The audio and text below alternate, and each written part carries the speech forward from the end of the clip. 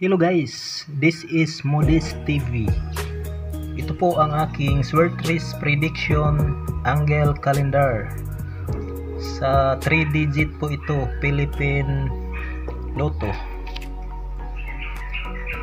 Laging tatandaan na ang resulta ng 9 PM draw ay kukuning guide kapag tumataya ng 3 digit kinabukasan. Halimbawa, resulta noong May 24, 9 PM draw ay 164. Walang ibang 164 na makikita dito sa aking angle calendar. Isa lang ito. 164. 164. Ayan. Ang pattern, count 4 lang po from last digit ending ng result. Ito po ang last digit, number 4. 164, result 9 PM, yan ang guide.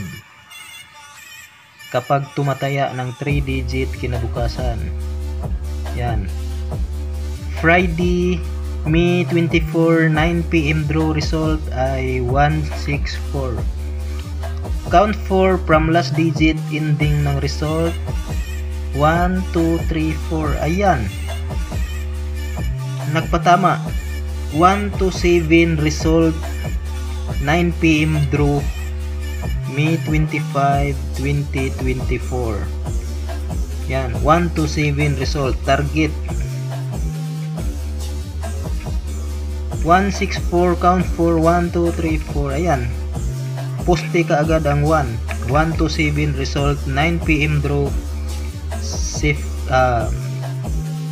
May 25, 9 PM draw. At ito naman ang kukunin nating guide kapag tataya tayo ngayong araw ng linggo, May 26, 1 to 7. Ito ang 7, count 4. Depende na sa atin kung pakanan tayo o balik tayo sa kaliwa, or baka naman dito sa itaas, sa itaas ya susunod. Example, kapag sa taas ya 1 to 7, 1, 2, 3, 4. Ayan, pwede yan tayaan ang 780 kasi yan, dalawa o.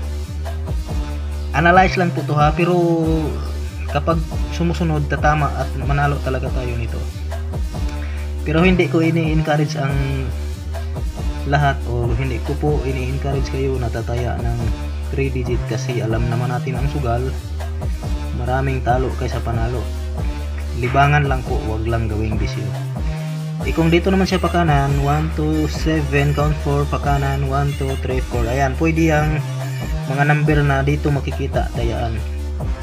Ito kapag doble, 066, 026, or 062, 062. Yan. Okay, yan lang po.